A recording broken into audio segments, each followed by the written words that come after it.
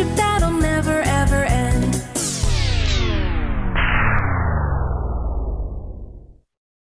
Run!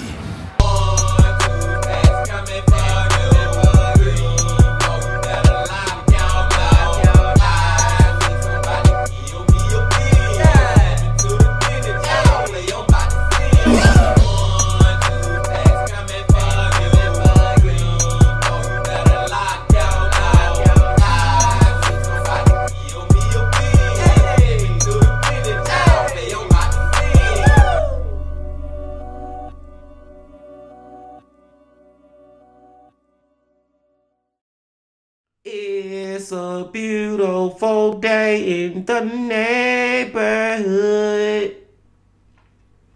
Reaction Video 378. Day in the neighborhood. My brothers and sisters. It is Wednesday once again, my friends. Which means that it is time to go back to who?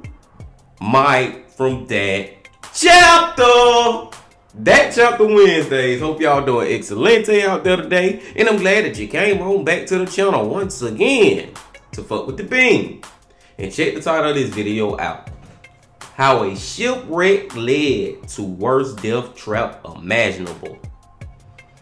Now, I got two takeaways from this title, y'all. Two quick takeaways. Number one, I can't say I'm 100% sure, but I'm like 90% sure that there's gonna be more than one person who in this death trap. You know what I'm saying? It's a shipwreck, which lead me to believe that it's a lot of people who trapped in this death trap. You know what I'm saying? That's the first takeaway. And the second takeaway is I believe they're gonna be trapped like underwater, but like their head gonna be above water. I know y'all all watch some videos like that, man, of when people get in shipwrecks and it's like they still be alive because like this part of them head be above water, but they be trapped in the wreckage and they can't get out, but they bottom half of their body, you know what I'm saying, in the water. You know, y'all get what the hell I'm saying, man. I digress. We finna go get into it and check it out though and see what it really is. But before we see what it really is, my brothers and sisters, y'all know what y'all got to do.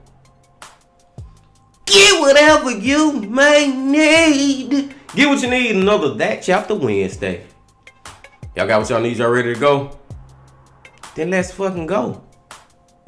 Hey you, and welcome. My name is Mike, and in this old video, we are setting sail in the summer of 1816. Roughly 150 of the people who survived the shipwreck of the Medusa, they were kind of put aboard this little raft. And here's a little sneak preview. It kind of looked like this. I drew that. So, applause. 147 people were on that. Less than 2 weeks later, only 15 of those 147 people would still be alive. So yeah, that's the story we're talking about today. Now let's start talking about it. Let's give it a go. Let's give it a go. And get whatever you may need. So in the June of 1816, 4 ships left France as part of a convoy, and they were sailing to Senegal. The Medusa was a fine ship. In my professional opinion, it was pretty good. It was a well-renowned ship. It was good. It was modern. It was up to date. It was a ship. Like, it's great. I don't know what else to tell you. I gotta say real quick, y'all, I have heard of the Medusa. Like, I don't know if it's a ship, but I've heard of something called the Medusa. I don't know if this comes from my childhood when I was in school, but I have heard of it. So it's kind of like make me feel like I kind of know what Mike talking about, but he still educating me at the same time. Let's go.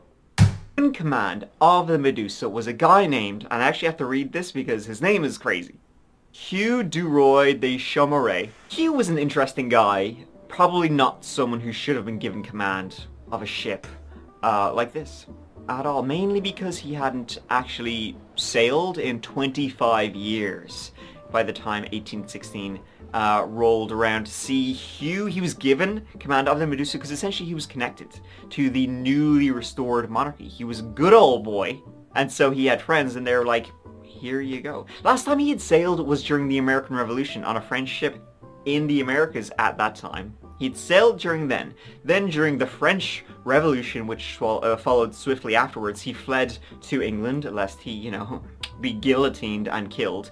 Then he came back to France when the monarchy was restored, and essentially he kind of just lied his way into being command of this ship. And they were like, alright, here you go. And he said, Missy. So he was given command of the Medusa, which was to be part of this expedition. These 4 ships, they were going to travel from France to Senegal, to the port of Saint Louis in Senegal, as France was taking back control of the colony there. And so let's begin the voyage, which began on June 17th, 1816. I'm just still stuck on the fact that they let this man control this ship, or ship this ship, or drive this ship. What's the word for that? But they let him be the captain of this damn ship, y'all. And he ain't did this in 25 years. That's like a damn pilot flying an airplane full of people and they ain't did it in 25 years. Would you get on an airplane and you knew the damn pilot ain't flew in 25 years? Hell no. And I wouldn't get on the ship if this damn man ain't drove no ship in 25 years. That's crazy, man. It's like, whoa, bro. That's like a big ass red flag from the beginning. The Medusa, newly repainted black and white, it had 30 of its cannons removed, so it could make way for more provisions and more soldiers and supplies it was taking to the colony of Senegal. The French, they were kind of eager little beavers to like get in there. They were giving grants to French people to move to Senegal, and they were given loads of land. On board, as Captain Hugh, obviously, who was in command of the whole thing, there was also the new governor of Senegal who was going there. Governor Schmaltz was his name, and there's a couple of other bigwigs on board. 4 ships were heading out of this convoy. The Medusa, the Loire, the Argus, and the Echo. The Medusa being the flagship. On board the Medusa were approximately 400 people, 3/4 of those soldiers or sailors, the rest passengers, explorers, families, engineers, naturalists, tradespeople, administrators. Things were in good shape, though, once it headed out. The crew were getting on really well together. They were working really well all together. One incident, though, they did have was a 15-year-old sailor went overboard, and they failed to rescue him. In fact, Captain Hugh would come under a lot of criticism for that, because they thought he acted very, very slowly before the boy went down to Davy Jones' locker. Yes, the Captain Hugh generally wasn't well regarded by the crew. They thought him inadequate, inept, and arrogant. All of which were true. I mean, he hadn't sailed for 25 years. He knew he shouldn't have been command of this and didn't have a clue what he was doing, but he was hiding it all with like a little bit of a gold arrogance. So anytime somebody on the Medusa tried to challenge him, he would be like, listen here, pal, etc., etc. They continued to sail south past Spain and Portugal, reaching the islands of Tenerife.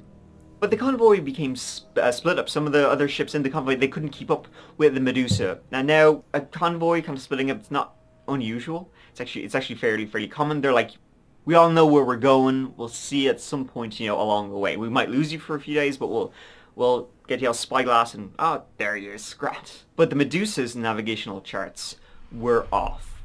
They were not exactly heading in the right direction, and 1 degree can be catastrophic. It can take you way away from where you need to be. And other officers and crew on the Medusa started to realize this, that they were getting closer and closer. Like, they're supposed to go around the coast of Africa, but they were getting closer and closer to Africa itself. So they knew this was going on, but Hugh and his navigator was a little crony of his.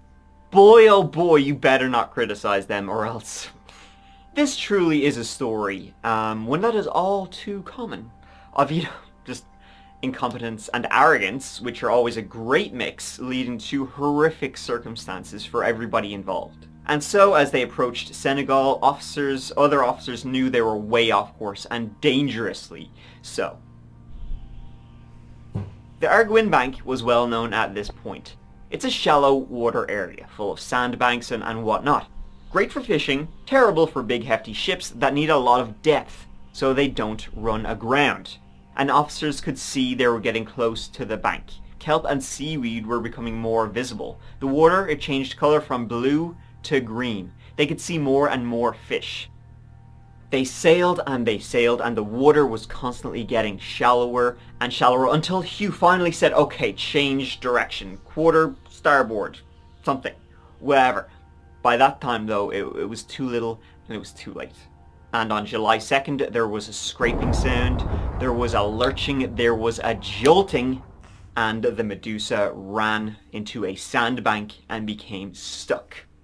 50 kilometers, 30 miles off the coast of Mauritania, just north of Senegal. It had become lodged on these sandbanks that were just underneath the water.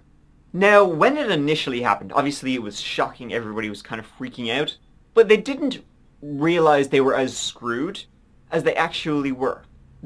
Hold on, time out, y'all. At the beginning, I was thinking like, that when Mike was saying death trap, I'm thinking like I said, you know, videos that we have watched in the past of people getting caught in the shipwreck and they got the shipwreck on top of them and, you know, they trapped and can't get out. But now I'm starting to think that these people got stranded on some random isolated island in the middle of freaking nowhere and end up dying over time over starvation and all that craziness.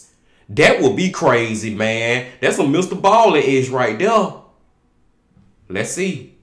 Captain Hugh, by the way, he immediately, when this happened and he realized, oh, this is my fault, he immediately just went pale. He went quiet and he became pretty much completely useless for kind of the rest of this story, actually. They checked how deep the water was below the Medusa. It was 5 meters, which is about 16 feet. This was at high tide. The water was only going to get shallower and shallower. They could not move the ship. Some now suggested, how about we start throwing stuff overboard? How about we start getting rid of some of the cannons and some of the provisions and supplies we were taking to the colony? And they were immediately said, no. We would rather lose everything than lose some of the supplies we're bringing to the colony. Hugh, Captain Hugh, he was more or less told, be quiet and stand in the corner, while Governor Schmaltz, he took charge of this entire situation. So, moving the ship initially seemed impossible.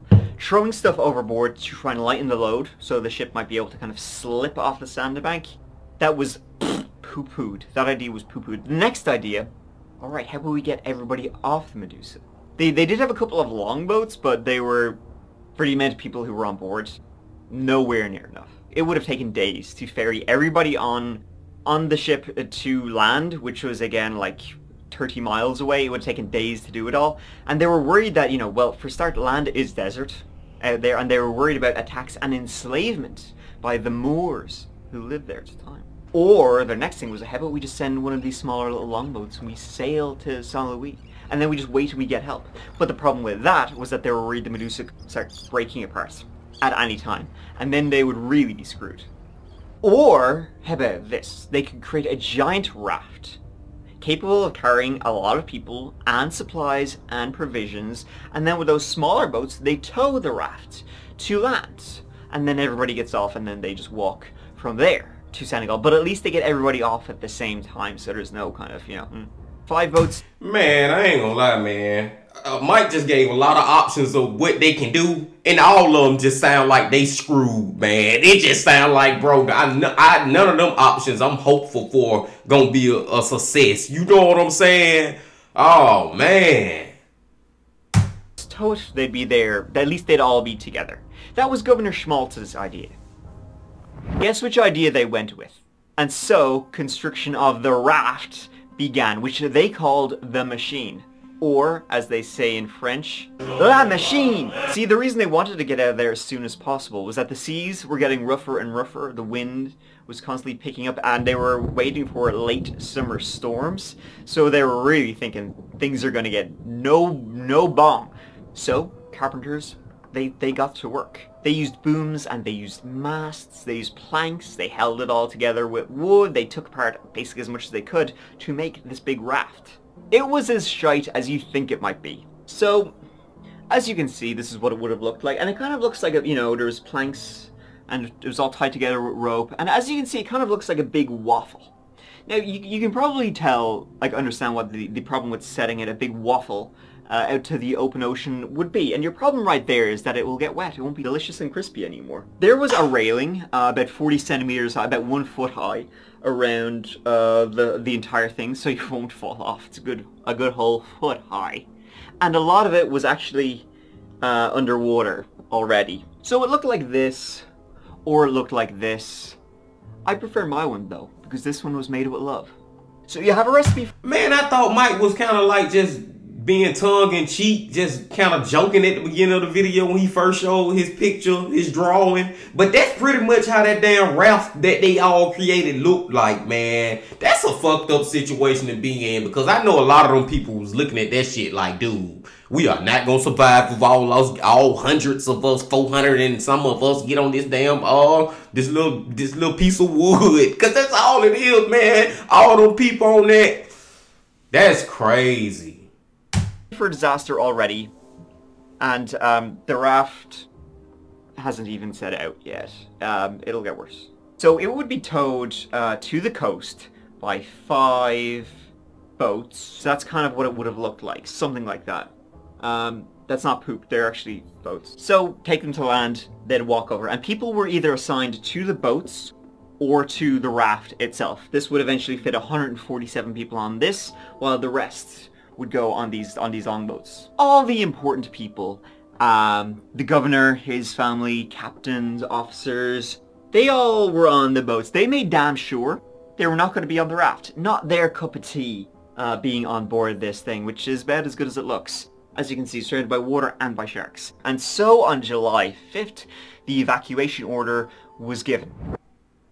Now listen up, Hotshot. Have you ever Googled yourself and were like, hold on, come... Man, this is unreal, bro. This story got good as hell, bro. Like, Mike on some Mr. Ballin-ish with that. He threw a curveball, man. This is not how I expected this to go.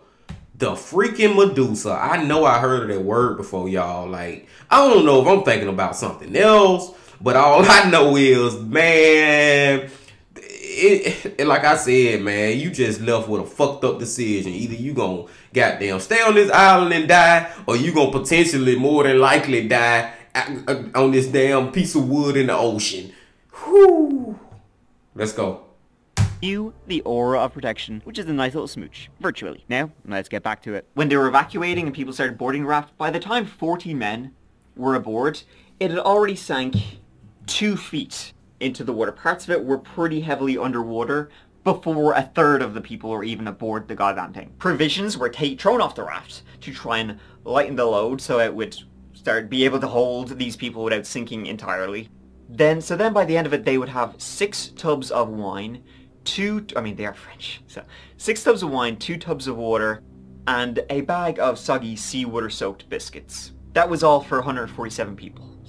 Sacre bleu. And another 100 people still had to get on board the raft that was already sinking because it was shite. Most of the people who actually ended up getting on the raft were forced to at musket point. All the officers said, yeah, I'm not setting foot on that. In fact, one of the lieutenants who was supposed to be in charge of the raft, he even said it was the plan for him to go onto the raft and he'll take care of them all. He said, no, I'm not setting foot on that thing. 17 people stayed back on the Medusa rather than get on board this raft. So they set out, the raft pulled by 4 boats. Actually, one turned out wasn't big enough to actually do anything.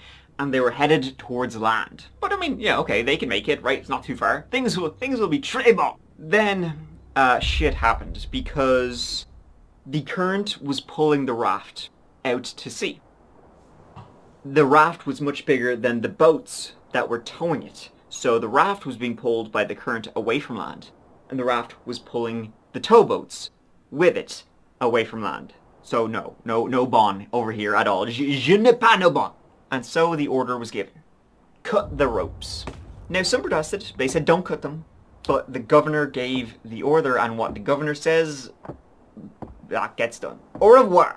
And so what... Oh my fucking God, man! In this story happened back in the 1800s, right? But it's almost like in a roundabout way in 2023, I believe. Fuck it, I ain't gonna even try to sugarcoat it. I feel like it was just some kind of way if a governor of whatever state you live in, do you think your governor, if they was getting pulled out to see with all us on it, you know what I'm saying, would they not cut them damn ropes? Because they damn sure will, man. It's like, from the beginning of time, the government been fucking us, man. Long story short, short story long, and at the end of the day, don't give a damn about us, and they gonna protect their life before they protect ours. That's what I'm trying to say, man. Wow. Hatchets, the ropes were cut. The boats were now free to make their way to dry land, while the raft was drifting further and further away from the towboats, away from land, the current just dragging it slowly out to sea while the 147 people aboard were screaming not to be abandoned. Land was nowhere in sight, and they had absolutely no way to steer the thing. So this is when the fun begins. Now the raft was shite. As I said, much of it was underwater. A lot of people who were on the raft, they were underwater up to their waists, trying to just touch the bottom of the raft itself with their feet. There was waves constantly knocking against people, saltwater spray. Some people had to tie ropes around themselves lest they be dragged off by the water that was simply washing over the top of the raft. The hot African sun was beating down, and there ain't no shade. There was no shade or cover on the raft either. That was out in the middle of the ocean. A guy named Henry Sauvigny, he was the ship's surgeon, and he was the one to take command. He took over and tried to start, okay, this is what we need to do. There wasn't really much he could do. He supervised the construction of a small sail, and he was who kind of gave out the first meal. The first and only meal that was not human, which they would ever get, which was soggy, seawater-soaked biscuits dipped in wine. After that, the food was gone. They didn't have charts. They didn't pack a compass. One guy on board the raft just so did happen to have a compass, but when he took it out of his pocket, he dropped it, and it fell between the planks of the raft and down into the water below. And madness didn't take long to set in for these people. Some people, they just jumped off the raft. They simply just floated off, letting the sea take them, thinking that it'd be better to go this way than to try and survive on the raft and live out agonizing days here waiting to die. People, of course, who would be floating off, or who walked off or jumped off the raft, were promptly eaten by sharks that were circling the raft too. The raft, as I said, not well built, so the planks that were held together rope, they began to separate, which was the ground for them. People would get their limbs trapped in the planks below, or their waists, or whatever, either dragging you down and then drowning you under the water, or breaking limbs and breaking legs and breaking anything that got caught between them. And so darkness slowly began to fall. Pitch black darkness, floating in the water. Most people barely able to touch the bottom of the raft with their feet floating in the water, just trying to cling tightly to one another as waves would keep crashing in against them as the weather got worse and worse. The first night, 20 people died. People began to lose their minds, to hallucinate, to cry out in fear, and then the weather became stormy, with these waves crashing against the raft. The wind was picking up, swells would wash over and drag people off the raft, dragging them to their doom where they would never be seen again. People were constantly trying to get to the middle of the raft, where it was safest and where it was highest above the water, which meant getting there any way you can, dragging people out of your way. There's people crushed and people trampled to death. They'd be reefing people out of the way who then would be washed away by a wave that would just come over and wash people off the raft. One group of soldiers, they went crazy. They stole one of the barrels of wine, which had now mixed with salt water, and they drank it all, and they got drunk like in 2 seconds. They were already losing their minds, and so they took out some of their weapons and they started breaking the raft apart with hatchets and with swords and killing anybody who approached them. They grabbed their own officer, who they evidently had some kind of problem with, dragged him to them and gouged his eyes out. They then had to be killed by the others, and there's like even these miniature battles aboard this big huge raft with, you know, these soldiers who'd gone insane, and then these other people who were trying to keep things in order, and then they were killing each other and stabbing, and people were throwing each other overboard to get to safety. Soon the raft was covered with dead and wet bodies. By the third day, another 60 people had died. The raft had only been out for 3 days now, and over half the people who had been on it were dead. And only 1 cask of wine remained for the 70 remaining people. This is literally hell aboard this raft. Some then... It is, man. This is like a definition of hell on earth, man. Like, these people, like, and they in such a horrible situation, man. It's so messed up when it don't matter what you do. It's like, you know you gonna die. You know what I'm saying? Like, you know that the end is near. And for everybody going crazy, jumping off the boat, you got the damn soldiers who went crazy, started killing people, cutting the damn raft out, people fighting over, trying to get to the middle. Like, oh my goodness, y'all. That is absolutely horrible, man. I did not expect this from this story. Out of hunger, began eating leather pouches. One tried to eat his own shit, but he couldn't go through with it. And of course, everything was covered in salt water, which just made their hunger and their thirst more insatiable and insane. And so, with dead bodies littering the raft, you can kind of see where this is going. You gotta wonder how far you'd be pushed to become a cannibal. Pretty far, I guess. I think this qualifies. The custom of the sea is, as it's called, you know, it's basically sailors' way of saying if you're trapped out on the sea, cannibalism, you get a pass for cannibalism in that situation. And if no bodies are available, well, straws would be drawn, and... Time out again, my brothers and sisters. I've been sitting right here the whole time, man, saying, man, I heard something about the medusa. I know about the medusa. Mr. Ballin already covered this story, but he did it in such a different and completely way. Mr. Ballin, and when I just seen that image, it reminded me, man. Now, I can't remember what reaction video that was, y'all. It was a while ago, man. It was a while ago. That's why I remember this fucking shit from. Because I ain't gonna spoil it for y'all that don't know, man. But wow, bro. This is why I love Mike and I love Mr. Ballin. I love these different people because they do it in such their own way, in such an amazing way. I'm just not realizing that I already heard it from Mr. Ballin. But I didn't hear none of that stuff about like the origin of the medusa or nothing. I'm telling y'all, Mr. Ballin told it in a completely different way where you will love to hear that too. But let's keep going. Mind blown. Well, you know. In this case, they had a lot of bodies already.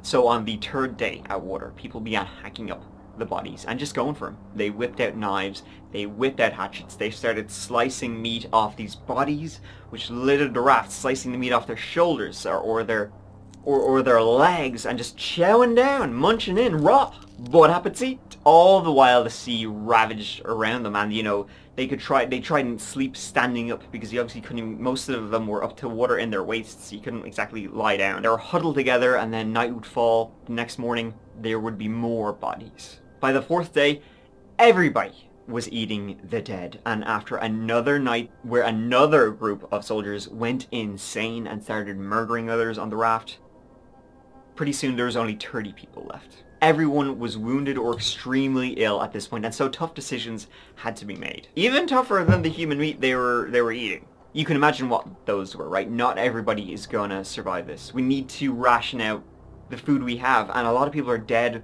dying, wounded, fatally wounded. What's the point in giving them food if they're gonna be dead in a couple of hours? It's a bit of a waste.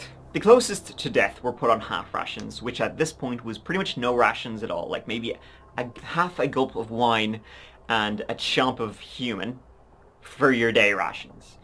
But then Sauvigny and some of the other people, they began to realize even that's not going to be enough if the bulk of people are going to make it. More needed to be done to survive. A survival at this point was probably an extra few days. So they did it. Four soldiers went up, 2 people grabbed each limb, 1 and 2 and one of the first people they threw off board was the only woman.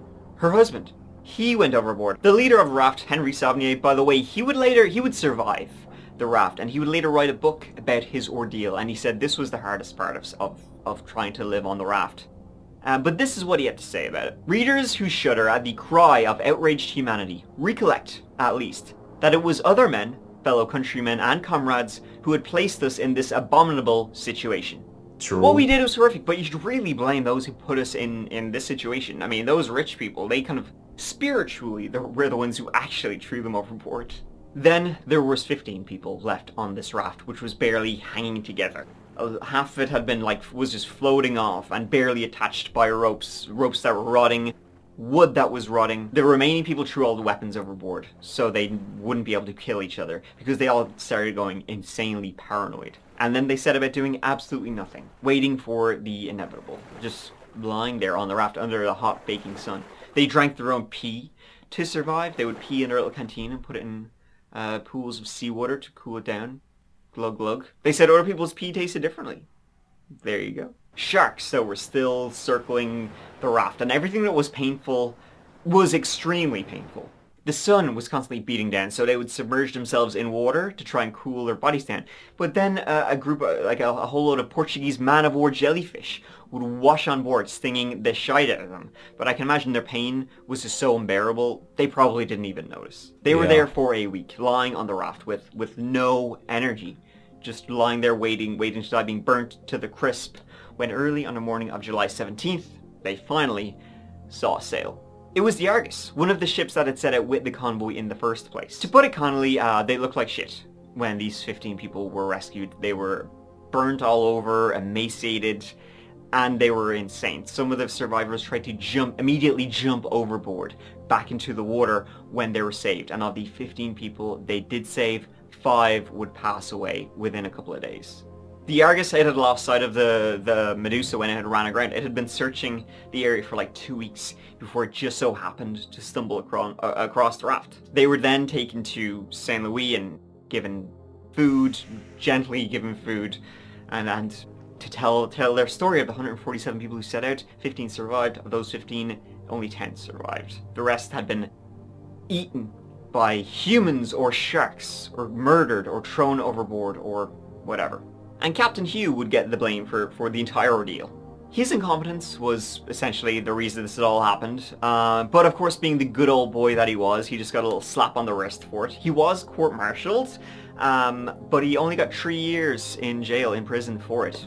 I mean, he could have been executed for what had happened. Governor... Hell yeah, he should have been executed. Are you kidding me? 3 years? Man, that's bullshit. Like, I hate when they give somebody, when you give somebody a little petty ass couple of years like that, man, it's like it's a slap in our face. You know what I'm saying, man? Like, I'd rather for you to just let them be free. Shit. Man, that man's supposed to been, like, his head supposed to been cut off for causing that right there. And you know you ain't goddamn sailed a ship in 25 years, bro. Man, come on, man. Schmaltz, he escaped all blame. He would stay in Senegal, do 4 years as governor.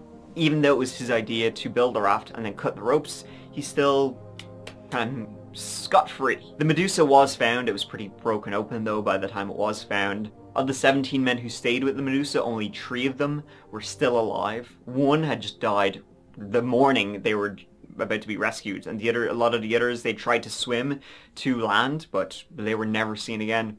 Of course, though, when a ship came across Medusa, I was like, yippee, they weren't there to look for any survivors. They were there for all the provisions it still had, of course. This entire incident was immortalized by French painter Theodore Géricault. He later read the story of the tragedy and became transfixed by it. He met with survivors, he interviewed them, and he even procured body parts from a nearby insane asylum, including a severed head, because he wanted to get the bodies in the painting just right. Géricault actually painted it while being advised by some of these survivors. One even posed for the painting to make it as accurate as possible. The raft of the Medusa hangs in the Louvre today, showing the moment when the survivors spotted the Argus in the distance. The whole incident was very embarrassing for the French, of course, who had only recently just restored their own monarchy, and then through the incompetence of one of their captains, well, you had cannibalism and this whole rigmarole. Didn't look good for them. In fact, the British, who were handing over the colony to the French, treated the survivors of the Medusa way better than the French did. They gave them better food and they brought them back to France. I think the French government probably would have been just much more happy if nobody had survived and nobody had lived to tell the tale. And so ends the story of the Medusa and the wreck and the raft and the whole kind of kit and caboodle. A horror of survival for sure, when it's not really told much, or at least I knew very little of it, so I hope we learned something new today, kids. But definitely one thing I learned is how little it takes for absolute savagery to break out. Within 2 days they were killing each other, within 3 they were eating each other. Doesn't take much, just one small push for you to go overboard and then start doing things that are at one point unimaginable for you. But you know, you gotta do what you gotta do. Thank you so much for watching. I really appreciate you being here, watching this whole video. It means so much to me as always. I hope you found it interesting. Little piece of dark history, which, you know, I love to tell. I love history and I love horror, so it's great to mix them like in these kind of stories. So yeah, listen, here, check out the Patreon for Patreon exclusive videos and early access to all videos. I'm on Twitter and Instagram. I'm not on Telegram, so if you ever get any comments claiming to be me or Mike O or that chapter in YouTube videos or anywhere, if you ever get any comments saying let's talk about this on Telegram, or you've won a competition. It is not me. If I'm not on Telegram, full stop. And if I am ever having a competition or anything like that, you will hear the words from my very own mouth. There's about 1 million bots on YouTube pretending to be me and other creators. I deleted, I banned loads of them, but they still keep popping up, so just beware of that. But yeah. Anyways, I'll see you in the next old video. So listen, here, I'll see you real soon in the next old video, but until then, please, as always, take care of each other, take care of yourselves, because I love you. Mike out. Man, Mike just gave us an important history lesson, if you ask me, my brothers and sisters, man. Like I said, y'all, I thought I knew about it, and come to find out, Mr. Ballin already talked about that story, but I'm telling y'all, man, he told it in such a different way. And he didn't give us all the details that Mike gave us. Like, Mike gave us, like, the history of it. Mr. Ballin just threw some craziness in there real quick with his, man. Now, I will say, because I may be tripping, y'all. I may be tripping. Maybe Mr. Ballin didn't cover the Medusa, but it was a very similar story, man. It was very similar if it was not. But I'm leaning towards that it was. But regardless, man, this was a great video from Mike, y'all. It went completely different than what I had thought when we first was getting into it, man. Oh, man, I fucking love Mike. Like he always say at the end of the video, because I love you. God damn it, Mike, I love you too, bro. You are freaking amazing, man. My brothers and sisters. And just thinking about... No, fuck that. Let me go here real quick. Let me get this off real quick. The fact that the damn the governor ain't do no time either. And I really feel like, even though that was hundreds of years ago, way back in the 1800s, I still feel like, goddamn, if that shit was to happen today in 2023, the damn government will get away with it. Oh, for real, the government, well, I don't know. I don't trust it. Yeah, I'm gonna say, yeah, they'll still get away with it. And when I say get away with it, they might do some time, but they ain't gonna just like face the correct time that they should face. Like, shit like that should get your ass the death penalty. You know what I'm saying, man? Point blank, period, bro. For that governor to tell them to cut the ropes, that was already in the back of their mind before they even set sail out with this route, pulling this route. That was just for show. They knew that damn route wasn't gonna last long, and they were gonna have to cut that damn thing, man. They were gonna have to cut them ropes, man. That's bullshit, man. I can't articulate it the way I want to, my brothers and sisters, but I'm just saying, man, it's like, the government ain't changed in all these hundreds of years. I still feel like the government is still on that same type shit they was on way back then. Freaking crazy, man. I digress now. I'm gonna stop, man, because y'all know how I get it. I get to talking about this craziness. I appreciate y'all coming on back. Hope y'all come on back very soon, because now Ryan from Treasure Tale just dropped the video. We still got to get into Dire Trip. So, hey, we're going to keep this thing going, y'all. Y'all just make sure y'all hit that like button. Y'all comment, subscribe, and do all that. And I'm going to leave you with this. Love, peace, and happiness. Stay safe. Don't stop. Keep going. Yeah.